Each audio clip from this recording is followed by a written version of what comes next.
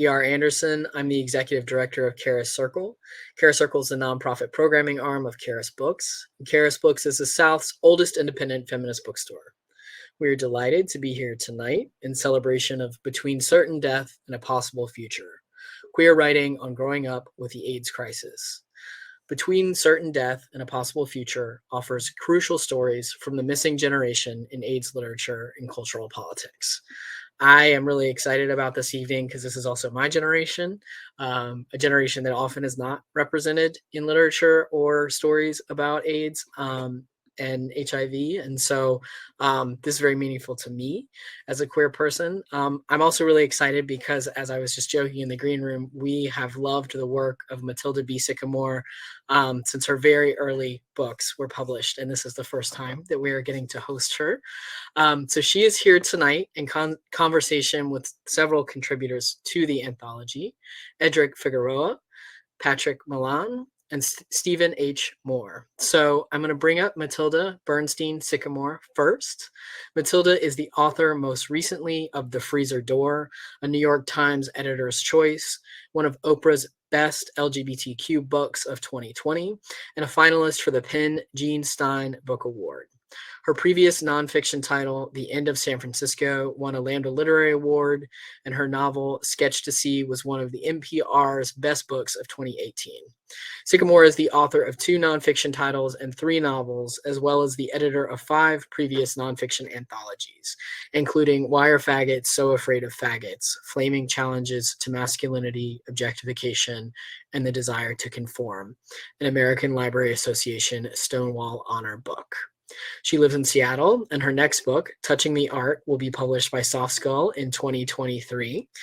Between Certain Death and a Possible Future is her 6th anthology. So welcome, Matilda Bernstein Sycamore.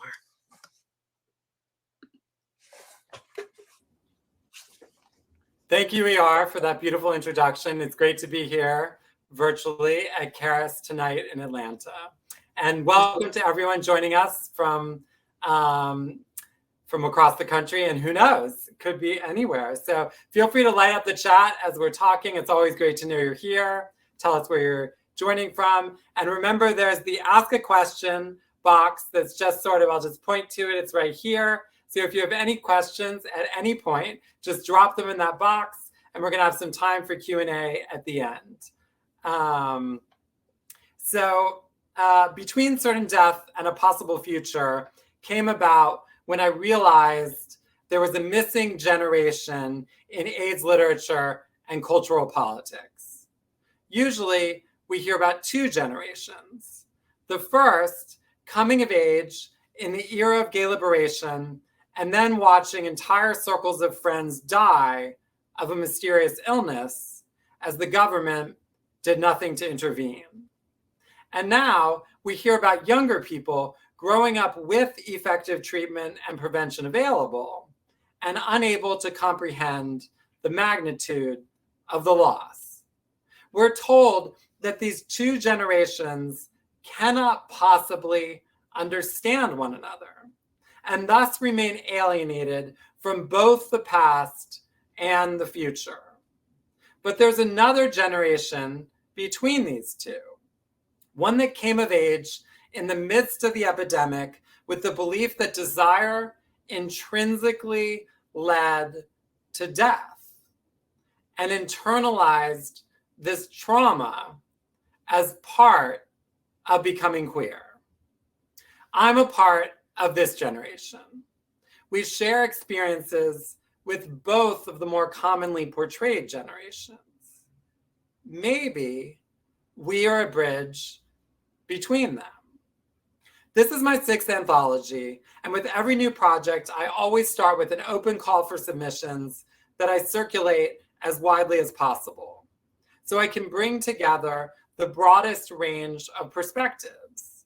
When I was writing the call for submissions this time, I was careful not to impose specific dates on the generational frame, because I knew this would vary depending on a wide variety of factors, including race, class, gender, religion, ethnicity, rural or urban experience, regional or national origin, HIV status, and access to treatment and prevention over time and in shifting contexts. I knew that any generational frame only offers a partial truth, so I didn't want to impose artificial boundaries.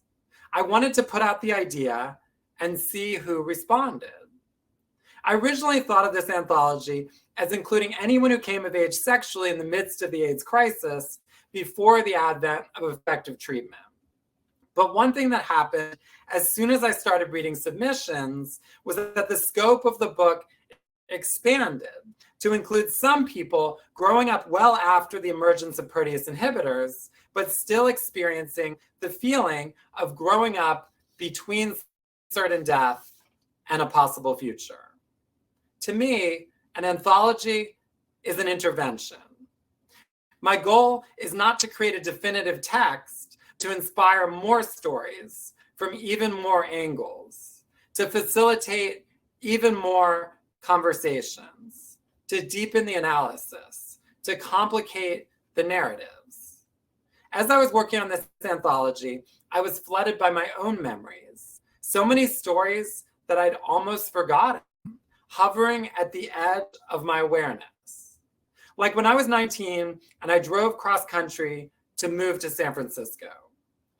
What I remember most from that drive was stopping at a rest area somewhere in the middle of the country where I'd never been, getting out of the car to throw out my trash. And while I was stretching, the rest stop attendant came out wearing orange rubber gloves that went up to his elbows. And he pulled my trash out of the garbage can and put it in a giant blue plastic bag that he immediately tied to dispose of elsewhere. You need to leave, he said, or I'm going to call the cops. To be a 19-year-old faggot at a rest area in so-called Middle America in 1992 meant you were a threat. What if someone got AIDS from your trash? In San Francisco, I found the dykes and fags and gender-bending weirdos and other outsider queers like myself. We needed one another to survive the world that told us we deserved to die. We broke down every day in every way, but we believed we were creating something else. We needed to believe in order to live. In San Francisco in the early 90s, AIDS was everywhere. And now I realize how much shutting off was required to exist in day-to-day experience. You couldn't express shock at everyone dying right in front of your eyes because shock felt like a form of cruelty. So you'd act like everything might be okay, even when nothing was okay. You met some queen on the street and she was showing off her lesions in a campy way, and then she was dead. You went to the beach with a group of people and some boy was flirting with you, and then you were asking around about him. There was that look in his eyes and you wanted to see that look again, but he was dead. You slept with someone who you knew was positive and he wanted to make it romantic. So he lit candles around the bathtub before you got in together. And a few weeks or months went by and you wondered what happened to him, but he was dead. I didn't go to memorials because I felt like I didn't have a right to be there. I felt like I would be stealing other people's grief. And this is a generational story too. We were coming of age in the midst of all this death, but we felt like it was not ours to mourn. If there's one thing I want this anthology to do, it's to open up the possibilities for feeling everything. Grief is not something you can steal. You can silence it, yes. And I think that's what our culture has done. Dominant culture, gay culture, queer and trans cultures. The grief has become internalized and the consequences have been devastating, intimately, interpersonally, culturally, and communally. In this anthology, there are 36 essays from an expansive range of contributors. I could have included many more. Every time I read through the book, I find myself getting emotional in surprising places, even after the work has become so familiar. I can't predict what you will feel, but I can predict that you will feel. Maybe it'll be grief or rage or loss or laughter or longing or curiosity or inspiration or empathy or craving, expansion or contraction, devastation or catharsis, connection or confusion, revelation or confirmation, or all of this at once. Let's talk about everything so we can feel everything. Let's feel it all so our future remains possible. So thank you all for coming this evening. A round of virtual applause for everyone here tonight. There are 3 contributors, all reading or writing about Atlanta and the surrounding region in some way. And again, feel free, comment at any time you want. Feel free to ask a question. There's also this lovely green line where you can buy the book from Charis Books, support feminist bookstore in Atlanta. And without further ado, I'd like to introduce our first contributor. Stephen H. Moore grew up on the traditional homelands of the Cherokee people in what is now Georgia. He is a graduate of Smith College. Today, he lives and writes on the traditional homelands of the Massachusetts people. His hobbies include gardening, bicycling, wood carving, making music, and growing legal cannabis. This is his first published story. He thanks the ancestors. Please welcome Stephen H. Moore. Hi, Matilda. Thank you. Let me make sure the sound is not echoing back at me. Okay, good. So it's 1985 or 1986. I'm a 9-year-old kid in a girl's navy plaid school uniform jumper with a Mary Lou Retton haircut. Remember those? The gymnast. And it's late on a winter Friday night. I am definitely out after my bedtime. I am at the Majestic Diner. It's a community landmark in the Midtown neighborhood of Atlanta, but I don't know that. I just know that I've never been here before, and my beloved Uncle Lester is taking me out for dessert, and he seems to know everybody. We started the evening at his apartment with a home-cooked meal more unusual than anything I had ever eaten. Shark steak, egg noodles with butter and poppy seeds, and fresh green peas. Lester is an adventurous chef. He owns a wok, which no one else I know does. I've never seen a studio apartment before, growing up in the suburbs. His place is basically just a bedroom, with a tiny bathroom and a galley kitchen. The largest wall above the bed is mirrored. As an adult queer 30-plus years later, I have all kinds of speculations about that decor feature and what his tricks thought of it. As a child, it was merely exotic.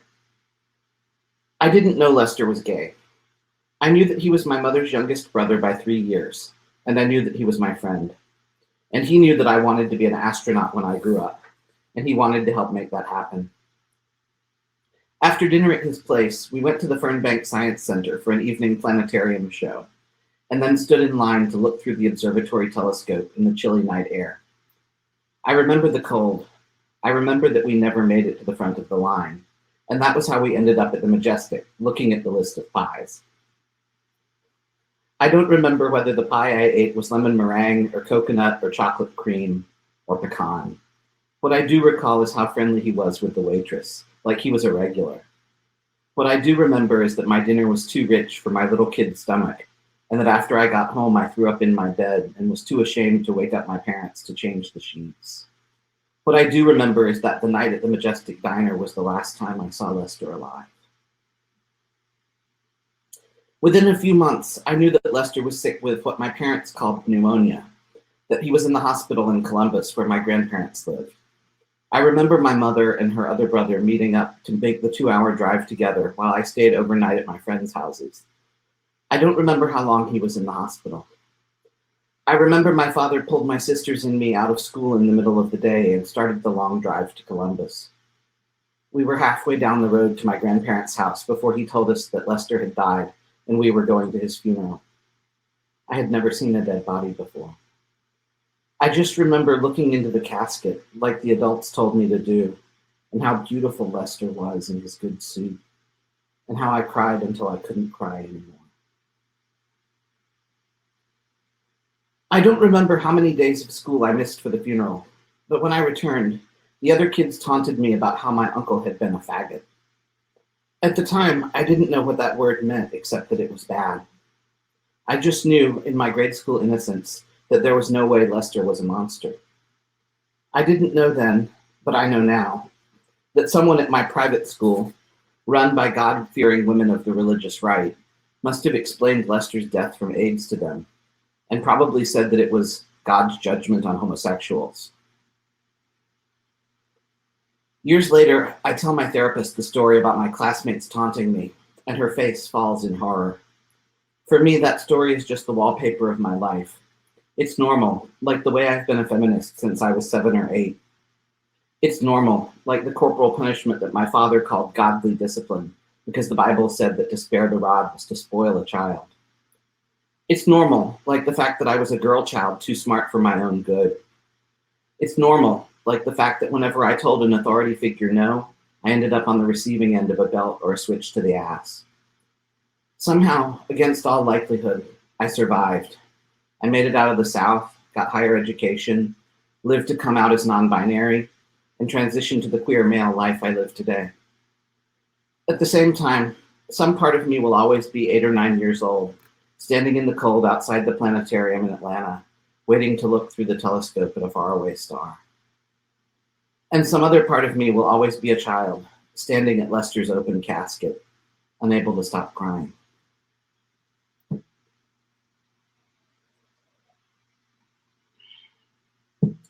I wish I had more clear memories of Lester than that night at the Majestic Diner. I have to make them up because my family refused to know the parts of him that I would know now if he had lived. Lester was born in 1953. He would have turned 67 in the fall of 2020. The details of his death were the cautionary tale I didn't hear until I was 16, when I started to edge my way out of the closet as a queer young woman. All my Southern Baptist father could say when I told him I was struggling with my sexuality was, "Don't get AIDS and die. It would devastate your mother." I didn't know a fuller story about Lester's death until another 20 years later, when my grandmother was on her deathbed, and my family insisted I come see her. That's when I met Linda, her home hospice nurse, who recognized Lester in the photos of ancestors arrayed around my grandmother's bed. While my grandmother drifted in a fentanyl haze, metastasized summer cancer ravaging her body, I sat with her and Linda, and I learned the ways of caring for a dying person. Take her vitals every few hours. Write them down. Note what's going on. Make sure she knows where her morphine button is. And hold space for her to complete her unfinished business. And in this case, what she needed to do was to hear Linda tell me stories from 30 years before. Linda was a young woman in the mid-'80s when the 32-year-old with the strange illness was admitted to her hospital. That hospital had never seen an AIDS case before. I learned that they were extra careful with Lester. The only medical staff who worked with him had volunteered for hazard duty. Linda had been his nurse, one of the only ones who trusted that she wouldn't be infected by caring for him.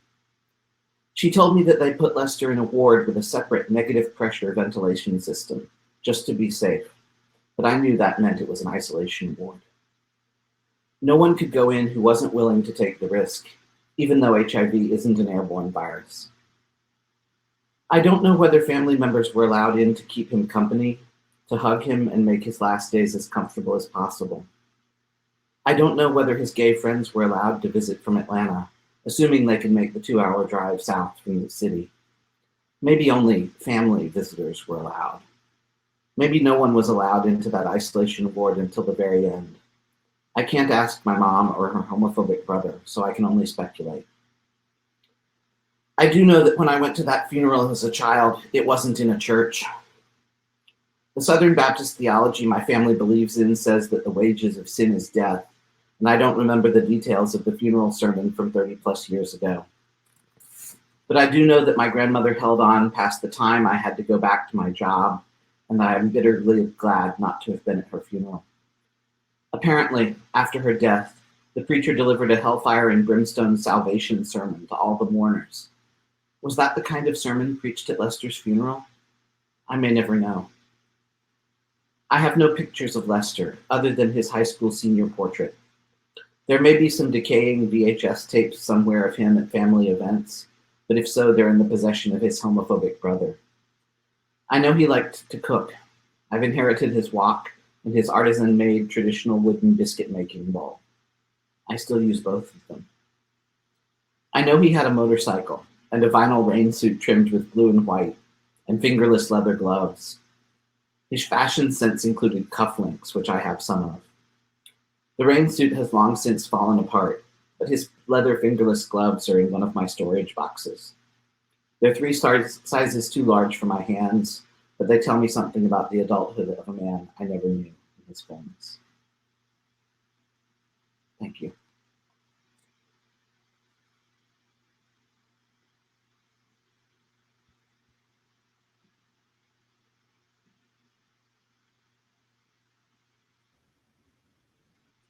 Thank you so much for that beautiful reading, Stephen. Let's have some applause for Stephen Moore. Our next contributor, Edric Figueroa, is a queer, first-generation Peruvian American, born in New York and raised in Georgia, who strives to build self-determination, embrace the intersections of identity, and address the structural determinants of health in his professional and personal endeavors. Through grassroots organizing and HIV prevention work in Atlanta, Edric grew resilient and connected to activists across the country. He spent 6 years in Seattle supporting LGBTQ survivors of violence, families, and youth before returning home to Georgia in 2019. He stays loving, grateful, and accountable to his values through the support of a community that stretches across coasts and borders. Please welcome Edric Figueroa. Thank you. I'm going to read a few pages from Leftover Lovers. We cannot even say these words aloud, my sex education teacher in high school said, with his head low as we hastily wrote gay and abortion on the whiteboard in front of me. Before I could even process the stigmatization occurring in front of me, he passed around an unwrapped York peppermint patty and instructed everyone to touch it. When it got to the last student, he asked, "Would you eat that?" At this point, I knew abstinence-only education was only going to teach me how to disassociate in order to avoid exploding with rage. It was 2003 in rural Georgia, where acceptance for me as a queer youth was still not a foreseeable reality. And my teacher's words were extra personal and absurd to me, since I was already wise to several queer family members, and I had had friends who had had abortions. The public school system required each student to receive parental permission to attend just 2 periods of sex education from a gym coach, but the appalling impact of these 2 periods would stretch much further. The fear tactics were varied and unsubtle. From a large doll shaped like a sperm cell that coach made fly around the room to illustrate how easy it is to impregnate an egg cell, to the overhead projector slides of genitals covered in syphilis, human papillomavirus, herpes, and other sexually transmitted diseases. After the variety show, Coach added a footnote on HIV. HIV is a virus that causes a disease called AIDS that, like herpes, has no cure and can kill you. And there ended our lesson. He closed his sermon with, "The only way to prevent unwanted pregnancy, STDs, and HIV is abstinence." Then, with a sinister smile, he added, "Until marriage between a man and a woman. And then sex is great." The stigma of HIV surrounded me during adolescence. As a first-generation immigrant raised by Catholic Peruvian parents, the message that homosexuality is a sin was ingrained in my brain as profusely as y'all and carajo were glued into my vernacular. The legacies of colonization and slavery were visible daily. From my high school mascot, the Chiefs, the school's name, Sequoia, and the county I lived in, Cherokee, all named after indigenous people long murdered and displaced, to the shadows cast from Confederate flags waving off of big trucks in the school parking lot that reminded me of my brown skin and small stature. Still, with my back slouched, hair dyed, and an armor of black jeans and band t-shirts, I walked through those hallways determined to live. My parents raised my siblings and me in a land with so many customs brand new to them. Perhaps holding on to Catholicism made them feel at ease. I suffered through church every Sunday and Wednesday for 15 years, even though looks from my catechism teachers made me want to die. My parents made me feel like rejecting the church was rejecting my culture, and coming out felt like the whitest, most American act I could commit. Luckily, I wasn't alone. My family has always been full of queers who did not have the words to describe themselves. Together, we got lost in crowds at punk shows and the astrology sections of mall bookstores, dyed our hair, stole our parents' beer, and defied normal. It felt better to stand boldly contrary to hegemony than to be shunned while trying to fit in. My kin made headlines in those years. Some of us were starting the first gay-straight alliance in the county, others for protesting the war with Iraq, and others for robbing banks. We experienced structural oppression in the most profound ways and didn't know we were being eaten alive by meritocracy until it was too late. After high school, my hardworking mother got me literally the shittiest job in the county. Cherokee County Animal Shelter would leave an impression on my life as lasting and poignant as the tinnitus from the roars and whines of the kennels. At 5 feet 5 inches tall and 130 pounds, I was a baby-faced virgin homo thrown into the blue-collar world with a pooper scooper and a smile. It was here I would fall in love before falling into consciousness. 6 lucky inmates at a local jail self-enrolled in an unpaid 7-day-a-week workforce. 5 of them mowed lawns and changed light bulbs around the county, and 1 got the privilege of working alongside the shelter staff in a rotating cast of court-ordered misdemeanor and felony community service workers. Because my cousin was in jail, I had grown accustomed to conversations and kisses through bulletproof glass, and it was at the same jail where I met Aaron, my new unsalaried workmate. Aaron was 7 years and 10 years worth of levers older than me. He had a kind, aloof, and forward spirit. When he found out I was gay and had never seen another man's penis, he flashed me immediately. I found him hilarious, stupid, and completely irresistible. I don't remember the exact moment we decided to be lovers, but it was only a matter of weeks before I was putting money on his books so he could call me every evening. Back in high school, I hung with classmates bold enough to be out. But still, we craved an unwavering role model. The GSA chaperone, the school's closeted football coach, was the closest thing we had to a mentor. At our first meeting, he made us swear to never out him for fear of losing his job. His heart may have been in a noble place, but he could not advocate for students outside those weekly meetings we held in dimly lit high school trailers.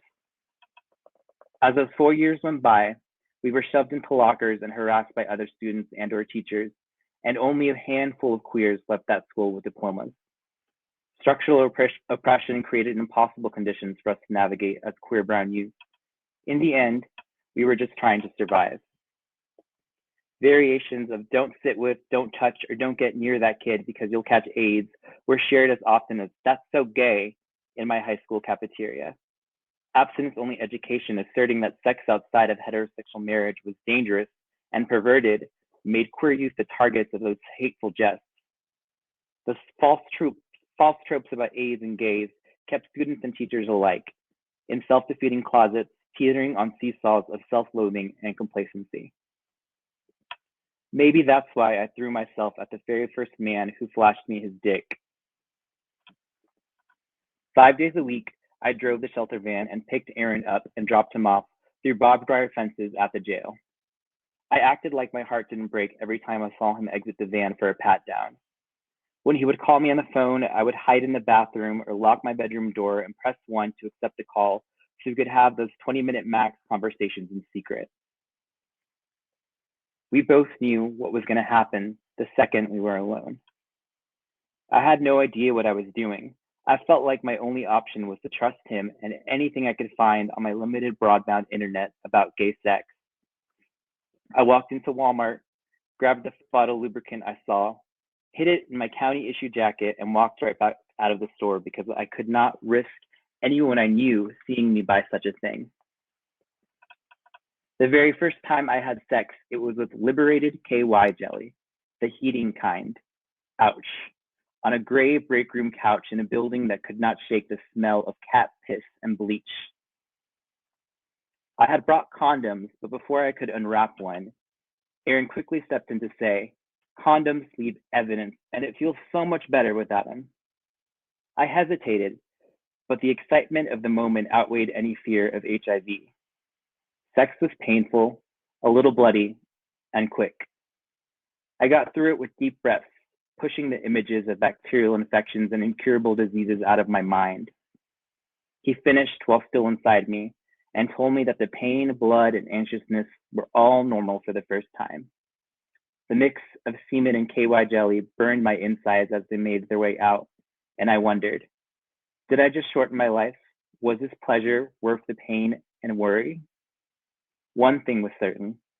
I had abandoned caution and could now throw myself carelessly into the depravity that had been promised to me by the church and public school system. Thank you.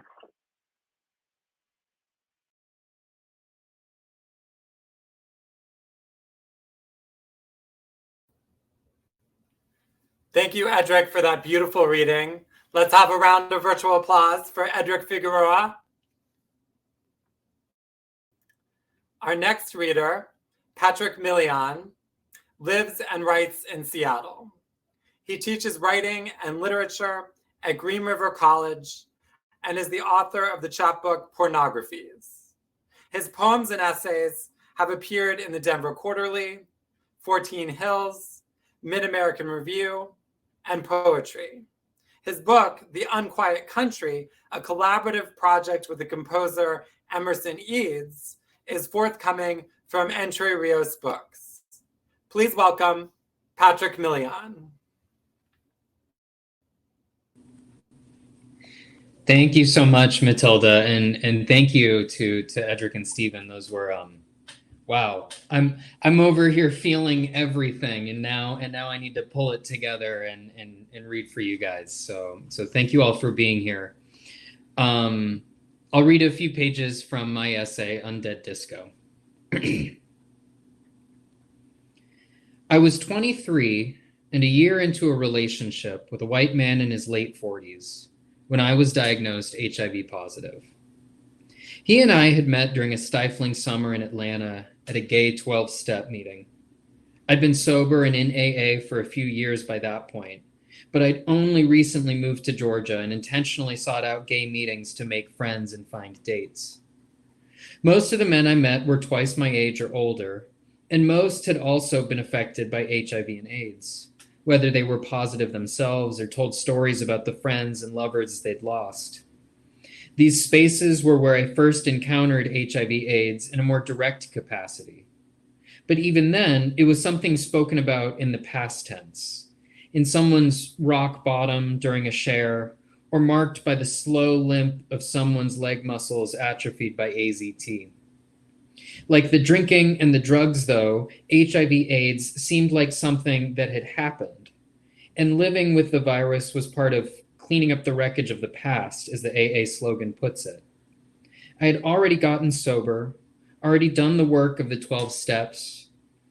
I didn't exactly consider myself immune to HIV, and I didn't think that relapse was out of the question for me.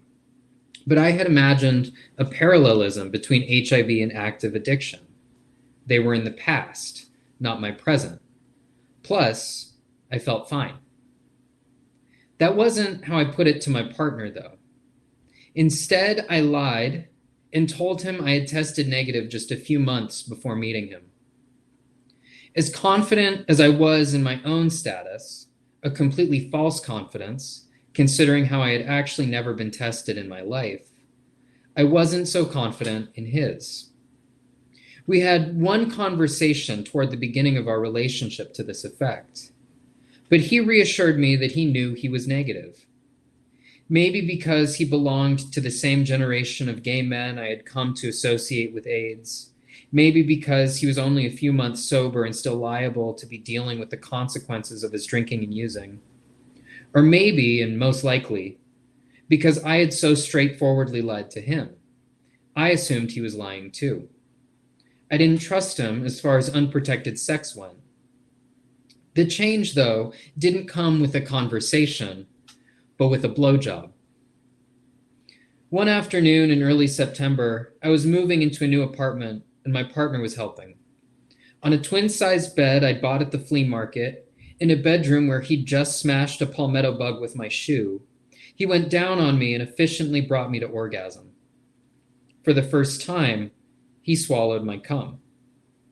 Coincidentally, my roommate came home immediately after. We quickly put our pants back on to finish unloading the car, and I never got the chance to reciprocate. But this was the instant our terms about sex changed. Swallowing my load was his way of saying he trusted me, and it was enough to get me to trust him in return. Not long afterwards, he started getting sick. He'd experienced chest pains, abdominal cramps, vertigo, and a sore throat that never went away. I, however, felt totally fine. The possibility that HIV might be part of what he was experiencing occurred to me once or twice, but the thought never had enough presence for me to actually do anything about it. For reasons both real and imagined, it didn't make sense that two sober and monogamous men, one of whom was completely asymptomatic, could also be positive. When he finally suggested that we both get tested, I complied. His symptoms had proven not to be acid reflux, strep throat, or allergies, so I imagined these tests would be just another possibility to check off. He thought I was naive not to think of HIV/AIDS as playing a fundamental and concrete role in our health as gay men, and of course he was right. For me, HIV was something men of my partner's generation had survived, mourned, and memorialized. Though present, it was peripheral. His insistence that we get tested seemed like ascribing contours to something that was inherently indistinct.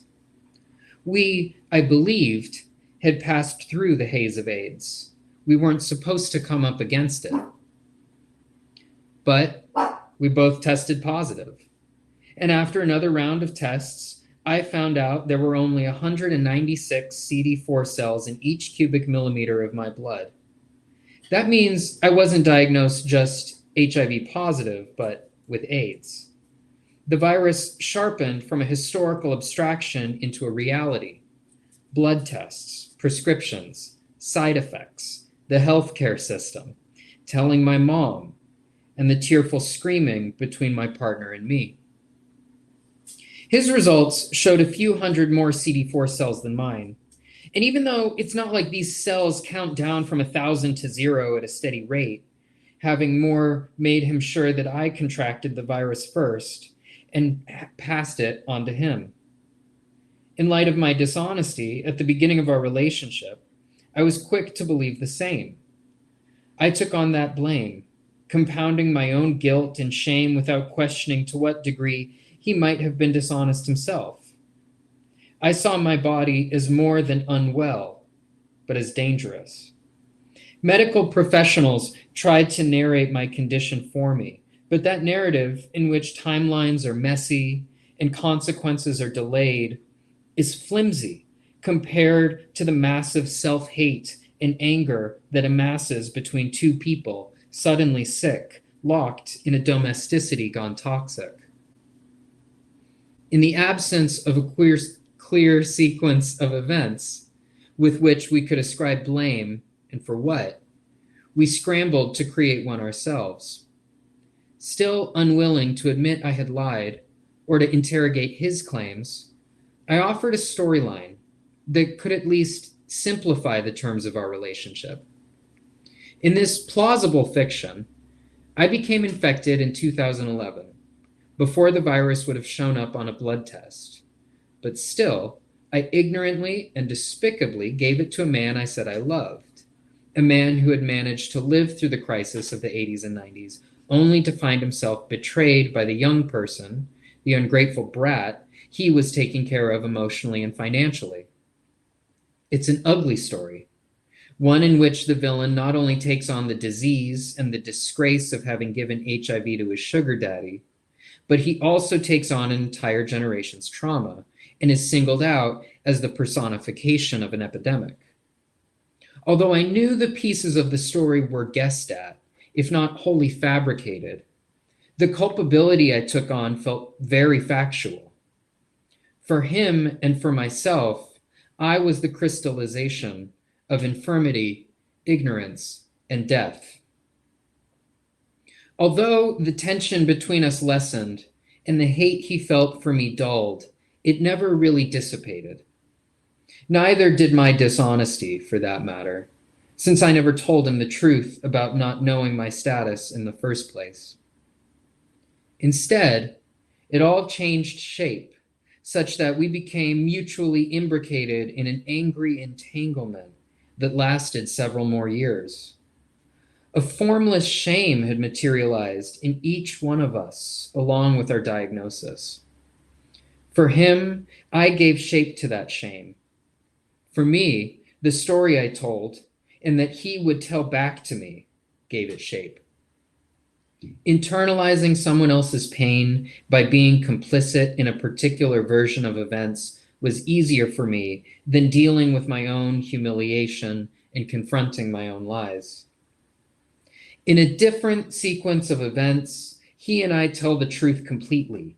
We heal and mourn without hurting one another. But in the events that actually unfolded, we caused tremendous hurt to each other and ourselves as we slowly and destructively unmade the realities we had built. He would go off to get drunk in secret, and I would cheat on him. He would wake me up in the middle of the night to shout at me, and I would spend the next day hiding from him. We would each meet betrayal with betrayal and live in constant fear of losing the other. We broke up after he found out I had been cheating on him. He took my journals and used them as blackmail. Either I move out by the end of the week, or he would tell my parents, my colleagues, my students about what he had found in them. Among the things he found were plenty of times when I put into writing that I had no idea whether I was positive when I told him I was negative. Sometimes I think of how this sequence of events gives the relationship a kind of symmetry. It begins in withholding and ends in disclosure. Or it begins with me hurting him and ends with him hurting me. But mostly, I think a song needs to admit its silences. Thank you.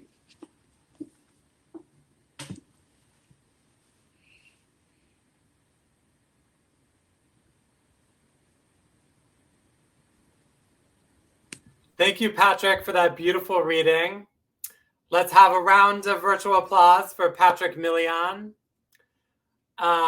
It's always amazing to hear people reading these pieces. And these also, I should remind everyone, these are all just excerpts from each of their essays in the book. And there are, of course, 36 in the book as a whole. These are all snapshots from Atlanta, since we're here this evening, virtually at Charis Books, feminist bookstore in Atlanta. And of course, I'll encourage you, if you want to buy the book, there's this green line. You can buy it from Charis and support feminist bookstore that I think has been, if I saw correctly, 46 years. And also, I want to encourage anyone who has questions, put them in the Ask a Question box. And yeah, I want to invite the three contributors to come back on screen with me. And Charis is turning 47 this Saturday. Hello. We are close in age.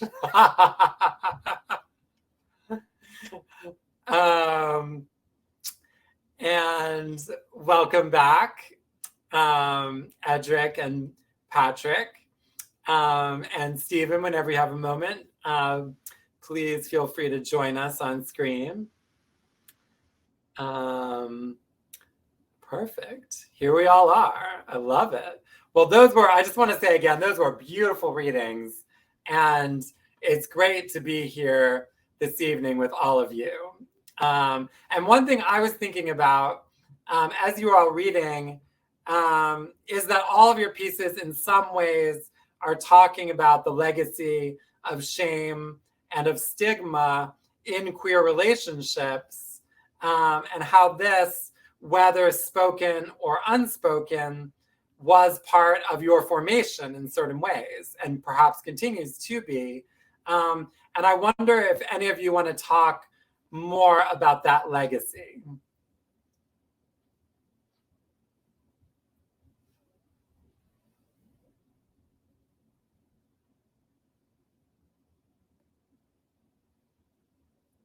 I'm going to add a little bit to the mix because there were some other things I was thinking.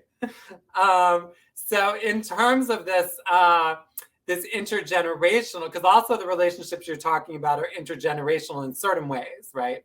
So Stephen with your uncle, Edric with your boyfriend and also your cousins, and Patrick with your sugar daddy.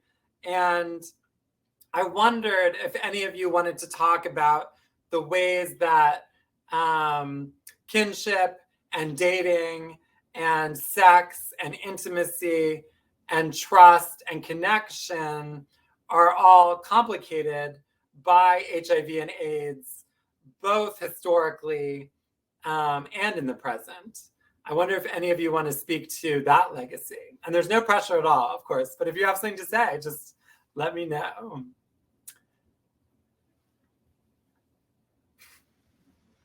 You're totally right. That's pretty much what I have to say. That's a great question. Yeah, I think the question about how we learn or unlearn shame intergenerationally is really interesting, because the part of my piece that I didn't read is about, in a lot of ways, correcting some of the things I was taught as a young person. And I think in both of those cases, intergenerational relationships with older queer cis men were really formative for me. And one of the things that I tell people now kind of routinely is that if they don't know any older cis gay men who lived through that time, they should find some and make friends, because that generation of men is aging and is not given a lot of credit, I think, by a lot of younger people. So I think there's absolutely something to be said for intergenerational relationships of all kinds, non-sexual, sexual, whatever. There's a long history of intergenerational relationships among gay men that gets talked about in various ways, some exploitative in one direction or the other or both directions. And I think all of this stuff is really ripe for more writing. I would really love to see a book that runs with some of these themes and does interesting things with them. Thank you for that beautiful answer, Stephen. Does anyone else have anything they want to add to that? Yeah, I can say that I think for me, queerness helped us break cycles of shame in our family. And unfortunately, how often that happens is through trauma, through experiencing loss, through carceral systems or just the states telling you that you're doing something wrong. And so we have to punish you for it, whether that's like a family system or the state system. And yeah, I just think about, there's like a cliche about the Latino family that you speak silence better than you speak English or Spanish because you're not supposed to talk about your problems. And I've always been someone who went to writing. Like I remember my parents got a divorce and I wrote a paper about it and my teacher was like, this is so good. And also, are you okay? And then my mom found out about it and she freaked out. And she's like, why would you write about that? Like what happens in the house stays in the house. And that's an attitude that's very good Catholic because you have problems, but you don't want the people to know. You have sex, but only if you're married. And, you know, I know all kinds of people that were still married and having sex with other people, but that's another story. So yeah, the queer people in my family said, hey, this is who we are. This is the type of sex we have. You don't have to ask questions about it. And trust me, they don't. But basically I think that was a big lesson for my family in opening up and acceptance and trying to combat their own shame about their own desires. Yeah, I just wanted to add that in. That's great. Thank you, Edric. I'm going to add one of these questions and also feel, of course, free to address that question in any way. But this question sort of ties in. It's a very simple question. And it is, how did it feel to write these pieces? Does anyone want to speak to that?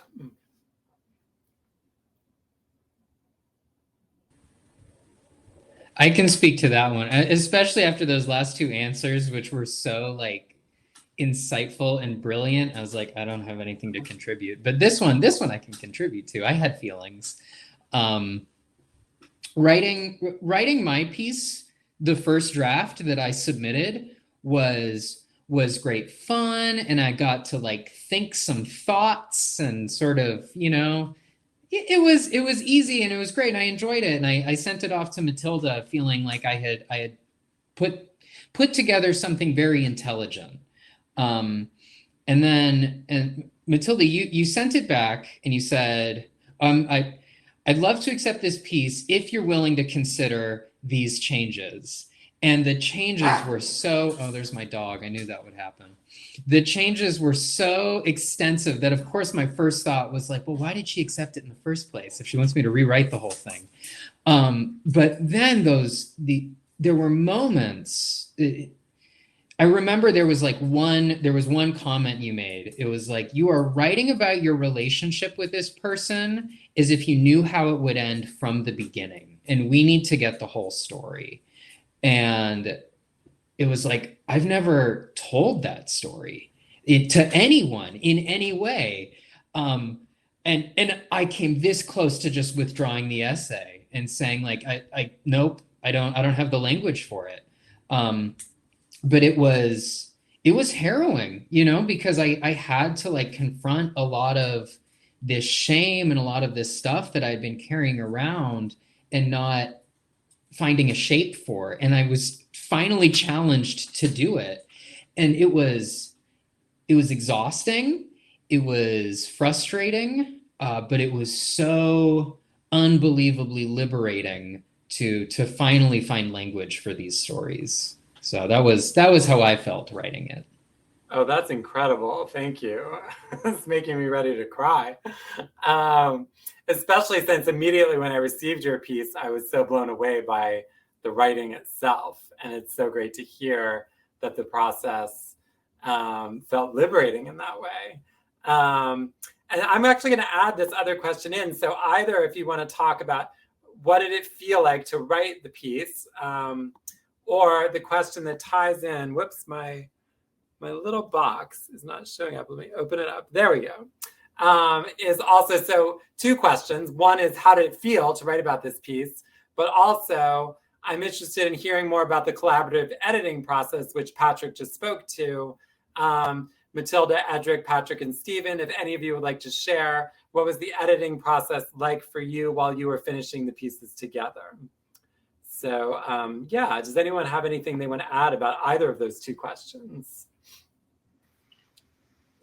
So since this is a first publication, I think for me, I think I might have some unique experiences with that. It was really great for me to have the experience, Matilda, of the edit you suggested to pull out the prep education section that originally was the third piece of the like third component of a three-part essay, which ended up being a two-part essay essentially.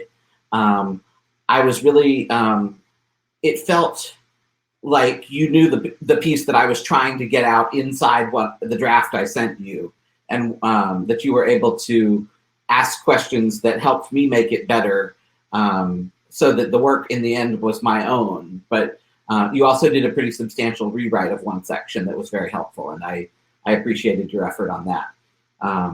It was nerve-wracking to turn those edits around, but it was a good experience.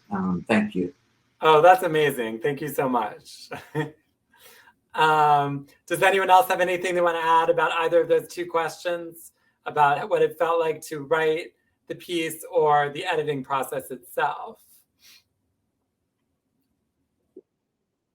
Liberatory was a good way to describe it, Patrick. I appreciate that. Oh, that's beautiful. Thank you, Edric. Well, let's see. Oh, I see a question here for me to, oh, okay, let's see. Well, yeah, this is great. These questions are great. So Matilda, if you can, will you tell us a bit about the work you're working on now, Touching the Art? So yes, Touching the Art is my next book. It's about my relationship with my grandmother, who was a visual artist, an abstract painter. And as a child, she nurtured everything about me that made me queer. So my femininity, my empathy, my creativity, my softness. As an adult, she tried to renounce all of that in order to get me to fit into the path of the narrow path of upward mobility. That was everything I looked to her as an alternative to. And so the book sort of circles around that abandonment. And also, it's also about intergenerational trauma. She is my father's mother, my father who sexually abused me as a child.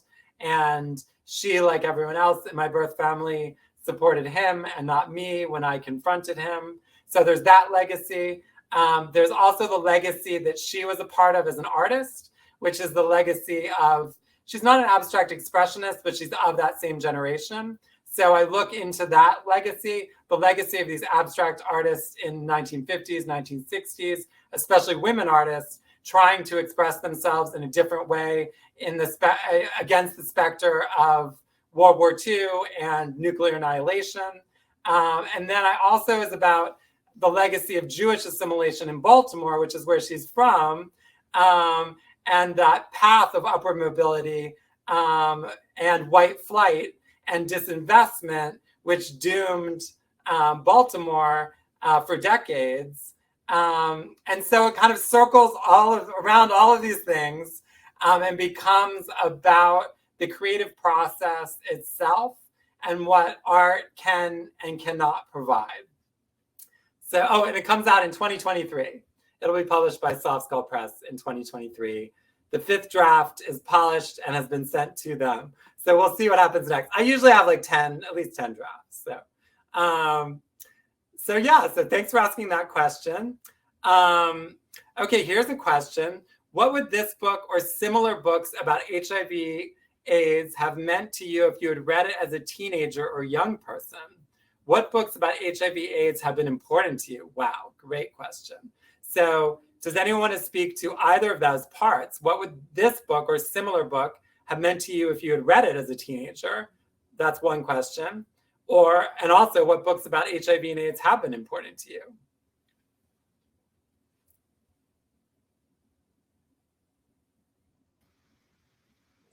So I can't possibly answer that question about my hypothetical teenage self. But I can say that when I was in high school trying to make sense of all of this, struggling with my own sexuality and trying to make sense of my new knowledge that Lester had died of AIDS. Randy Schiltz's book And the Band Played On was really key for me having any kind of understanding beyond what my immediate social world said. And I owe a debt of gratitude to the Cobb County Public Library for the fact that that book was available and on the shelves and that they let someone under 18 check it out. Librarians are awesome. And if anyone here is in the Atlanta metro area, vote to fund your libraries. They need it.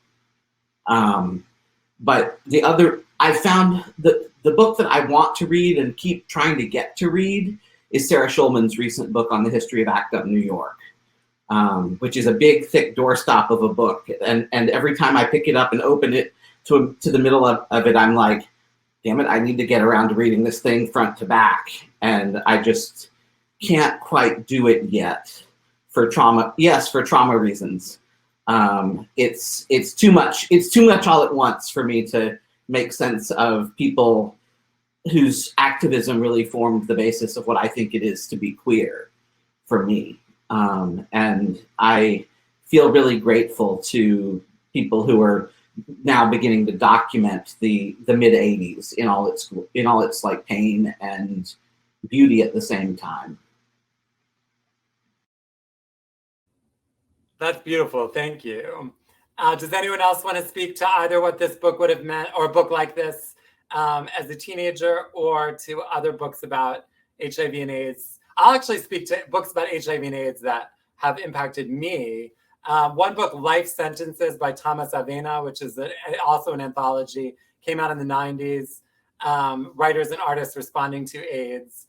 The two book, probably the book that has been most important to me of any book in my life is Close to the Knives by David Wojnarowicz, and also his book, Memories That Smell Like Gasoline, which he wrote, both books he wrote as he was dying of AIDS. Memories That Smell Like Gasoline was published just after he died, and Close to the Knives just before.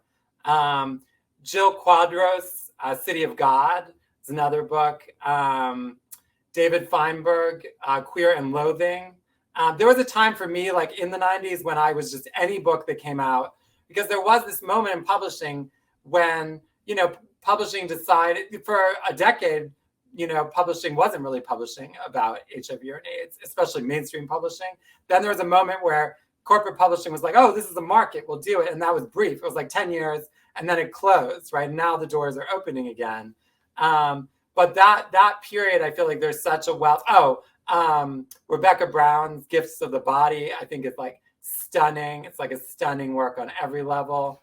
I think Rabia Alameddin's book, Kool-Aids, is another stunning work. So those are some of the books for me. But I wonder if does anyone want to speak to that question of what this book would have meant as a teenager, or other books about HIV and AIDS that have impacted you? I can talk about this real quick. So I'll echo Close to the Knives. Like what a earth-shattering book. But one sort of collection of books that has meant the world to me is D.A. Powell's 3 books of poetry, Tea, Lunch, and Cocktails. The poems are sexy and funny and weird, and they have these great big spaces after the periods. Like there's like heavy breathing throughout these poems, and it just like, I don't know, they hold so much aside from, they hold so much in addition to loss. And I think that's what Matilda's anthology does as well. And so I think if I were to meet this book when I was younger, I would have gotten to see that it is about loss, but it's also funny and sexy and surprising and weird.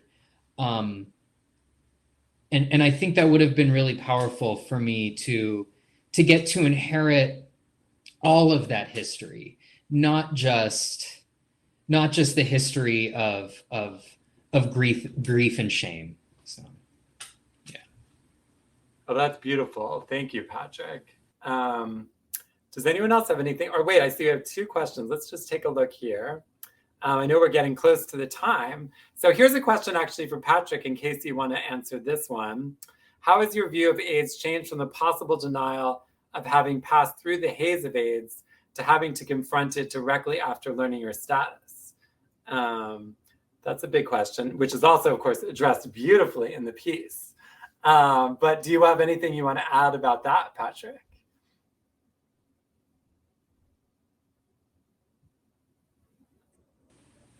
There we go. Me and that toggle mic button. We aren't friends. I think what I will add is I'll add that it's a process, and there's so much to learn about about this haze of AIDS. And every time I think I've followed one thread of the story, I realize that it's attached to another thread and to another one.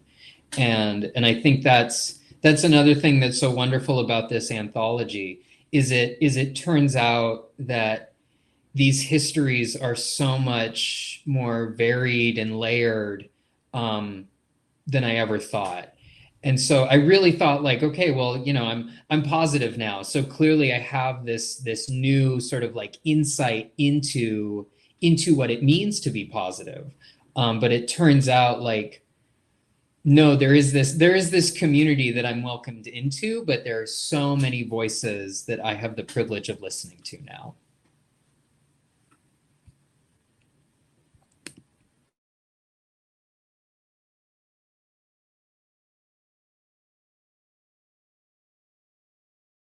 Death and a Possible Future, Queer Writing on Growing Up with the AIDS Crisis. You can, of course, click, and here's the link again in the comments and here in the green link, if you want to support Charis Books, feminist books in Atlanta. And maybe ER, do you want to come back to close us out for the evening? I want to thank the audience here tonight. It's been amazing. I love seeing the comments, and all three of you, such beautiful readings and such beautiful analysis and insight and camaraderie, I think, too. I really feel that sense of camaraderie, which I think in many ways is what the book is about. So thank you so much. Yes, thank you all so much. This was a really beautiful evening. Yes, I mean you've done your job. You've done my job for me, which is just to say, click this teal button at the bottom center of the screen to please buy Between Certain Death and a Possible Future from Charis. It really does help us when you buy the event books from us. We encourage you also to share this event. I'll be putting it up on our YouTube channel, which is just /Charis Circle, and adding captions to it. So we encourage you to share that link when it is up. And also, if this is your first time to Charis, please check out the rest of our events. We do tons of events all the time. So we love to be in literary community with folks all around the country and all around the world. So definitely consider us your home bookstore wherever you are. Patrick, you have a question. What was the book that you recommended? Yeah, feel free to drop those recommendations in the chat. Most of those books are still in print. A few of them are not, but your library should have them, hopefully. And if not, you can encourage your library to have them. One of the nice things about the Atlanta Public Library System is the Ponce Library is our gay branch, basically. Not just because like queer people hang out there, but it has more LGBTQ titles than any other branch. So for folks who are in the Atlanta library system, know that, go check that out. Right down the street from the Majestic Diner of Stephen's Peace. So I hope that everyone stays safe and well. And thank you all so much for being with us tonight. Thank you all. Good night. Thank you. Good night.